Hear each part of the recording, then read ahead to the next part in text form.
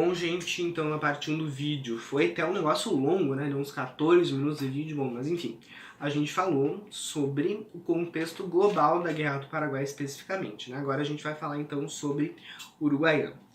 Bom, a gente sabe que no princípio de tudo, Uruguaiana na verdade era um povoado chamado Santana Velha, e Uruguaiana vai ser elevada à condição de vila, né, uma vila independente, ainda no século XIX. Né? Então, ali em 1846, né, vai ser considerado ali uma vila, vai ser elevado ao status de vila, vai se tornar independente do município de Alegrete e vai receber o nome de Uruguaiana.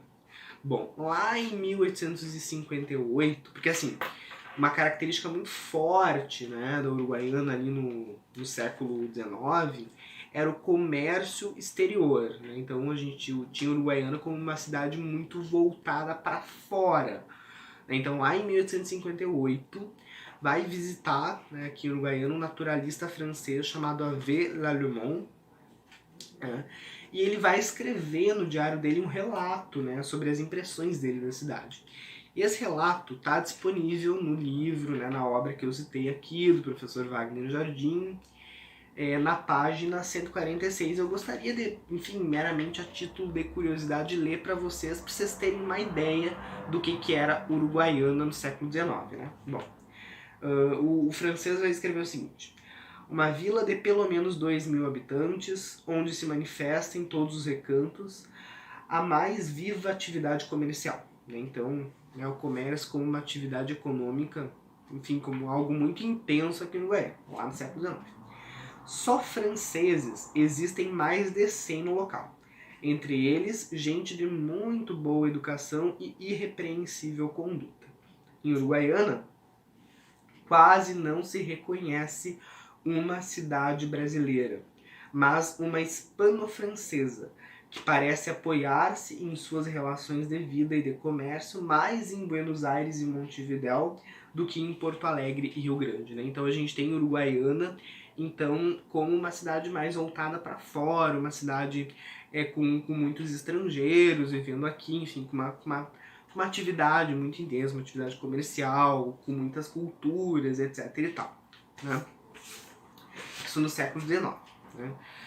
Então, como a gente parou, né, no último vídeo, quando o Solano Lopes declara guerra para todo mundo, né, Brasil, Uruguai, Argentina, invade Mato Grosso, e em 1865, né, mais precisamente aí, em 5 de agosto de 1865, chega a Uruguaiana cerca de 7.000 homens, aí comandados pela, né, a tropa comandada pelo general Antônio Estigarribia. Né.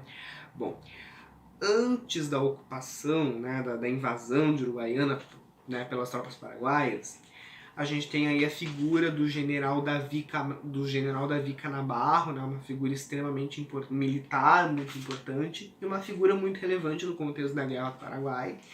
Ele vai ordenar que fossem construídas algumas fortificações em torno de Uruguaiana. Só que mesmo com essas fortificações, dias antes da invasão, ele ordena que a cidade seja evacuada. Então, quase todo mundo que residia aqui no Uruguaiana sai da cidade, obviamente levando consigo os seus pertences mais valiosos e tal.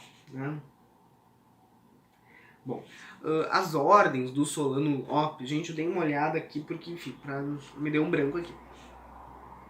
Bom, a ordem do Solano, gente, não pensar assim, a ordem do Solano Lopes era a seguinte: que as tropas chegassem em Uruguaiana, né, pegassem mantimentos, enfim, né, se apropriassem daquilo que fosse necessário para a sobrevivência deles e marchassem em direção à cidade de Alegrete. Né? O que os bonitos fizeram, né, comandados aí pelo general Davi Canabarro? Chegaram em Uruguaiana e acamparam.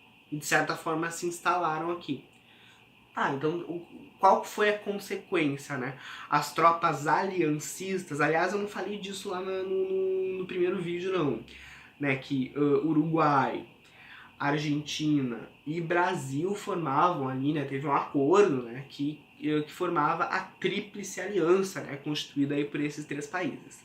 Bom, então com as tropas uruguaias, com as tropas paraguaias, aqui em Uruguaiana, que acontece? Elas foram completamente sitiadas pelas tropas aliancistas, né? Isso acho que é uma coisa meio óbvia. Ou seja, como assim sitiadas? Uruguaiana foi cercada, né? Tem inclusive um mapa, né, do cerco de Uruguaiana, e o professor, né, o professor Wagner Jardim, ali na obra que eu citei dele, ele escreve um parágrafo interpretando esse mapa, enfim, definindo melhor como que se deu esse cerco de Uruguaiana. Eu vou ler esse parágrafo aqui. Está na página 160. A maior porção do exército aliancista posicionou-se ao sul da vila, a cerca de 2,5 km da praça principal. A vila encontra-se, portanto, ao alcance das 42 peças de artilharia imperiais. O rio Uruguai estava igualmente vigiado. Os navios 11 de junho, Uruguai e Taquari impediam qualquer tentativa de fuga ou de recebimento de auxílio pelo rio. Né, o parágrafo aí da página 160. Ou seja, resumidamente, nada entrava nem saía de Uruguaiana. Qual que era a consequência disso para os quase 7.000 homens que estavam instalados aqui em Uruguaiana, né, que estavam participando da ocupação, né, os quase 7.000 homens do exército paraguaio, me refiro a eles, né? Fome. A consequência disso era que, como nada entrava nem nada saía, chegou um momento em que os produtos básicos para a sobrevivência dele, né, sobretudo comida, sobretudo alimento, começaram a ficar extremamente escassos, né? Então, como nada entrava nem saía, se sabia que a rendição deles muito provavelmente era, né, uma questão de tempo. O próprio Conde Dan, né, o genro do imperador Dom Pedro II, que vai presenciar o cerco de Uruguaiana, né, inclusive o próprio imperador vai vir aqui, vai visitar o acampamento aliancista um pouco mais pra frente, o Conde Dan chega antes. E ele vai escrever o seguinte, que de novo vou ter que achar, vai escrever o seguinte no diário pessoal dele, né? Há quem espere por esse fato, ou seja, a fome, renda-se a essa força sem que tenha de se disparar um tiro. Então se sabia que muito provavelmente a rendição do exército paraguaio seria uma questão de tempo. E de fato, né, ela vai ocorrer. A gente ficou perdidão aqui. Então lá, em 11 de setembro de 1865, lembrando, né, a Uruguaiana foi invadida em 5 de agosto de 1865, então a gente tem agosto, a gente tem aí mais de um mês, né? E no caso a rendição vai ocorrer em 18 de setembro. Né? Então, em 11 de setembro de 1865, chega no acampamento aliancista o imperador Dom Pedro II. Né? E a rendição ela é de fato oficializada em 18 de setembro. Né? Bom, daí é o seguinte, a gente sabe que cerca de 5.500, quase 6.000 paraguaios, né, membros ali do exército paraguaio, foram aprisionados e foram divididos, né, como prisioneiros entre, né, o exército brasileiro, o exército argentino e o exército uruguaio. Cerca de 1.300, então, ficaram a cargo, ficaram às mãos do exército brasileiro.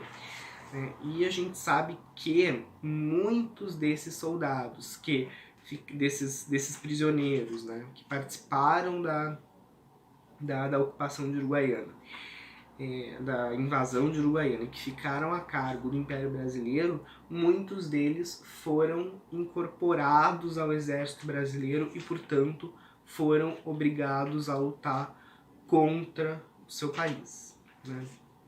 Bom, e por fim, eu quero terminar aqui com outro relato do Conde Dan, né, que ele vai deixar no diário pessoal dele, falando sobre após, né, a rendição de Uruguaiana. Ele vai dizer o seguinte: não sei se Uruguaiana, alguma vez, chegou a ser uma bela cidade, depois que por lá passou a invasão paraguaia.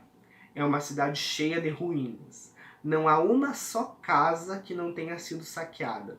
Todos os objetos que podiam ser utilizados ou levados o foram, e tudo mais destruído. Bom, gente, até mais.